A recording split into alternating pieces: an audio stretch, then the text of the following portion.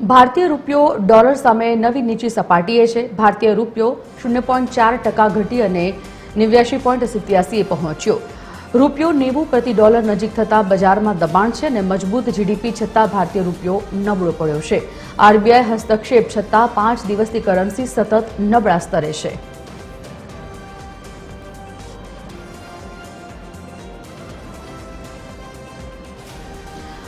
આર્થિક બાબતોના નિષ્ણાંત ભરતભાઈ પંચાલ ફોન લાઈન પર જોડાઈ ગયા છે। ભરતભાઈ, ભારતીય રૂપિયો ડોલર સામે સતત નબળો દેખાઈ રહ્યો છે, તેની પાછળના કારણો શું મૂલવી શકાય? બેઝિકલી જોવા જઈએ તો ડોલરની ડિમાન્ડ વધી છે અને ખાસ કરીને ભારતીય શેર બજારમાં એફઆઈઆઈની વેચવાલી જબરજસ્ત રહી છે।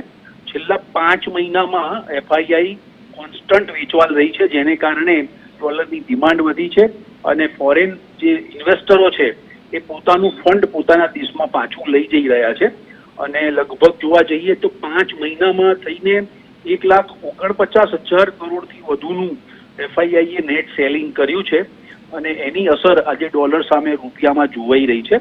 બીજી તરફ અમેરિકાની જે ટેરિફની પોલિસી છે, જે 50% ટેરિફ નાખ્યો છે, તેને કારણે છેલ્લા 2 મહિનાથી ભારત અને અમેરિકા વચ્ચેનો જે બિઝનેસ છે એ પણ એક્સપોર્ટ ઇમ્પોર્ટ ઠપ થઈ ગયો છે। એટલે ડોલર ડિમાન્ડ વધી છે, ઇમ્પોર્ટરોની ડિમાન્ડ વધી છે, જેને કારણે જ ડોલર સામે રૂપિયો તૂટીને આવી રહ્યો છે। જી, જાણકારી બદલ ધન્યવાદ।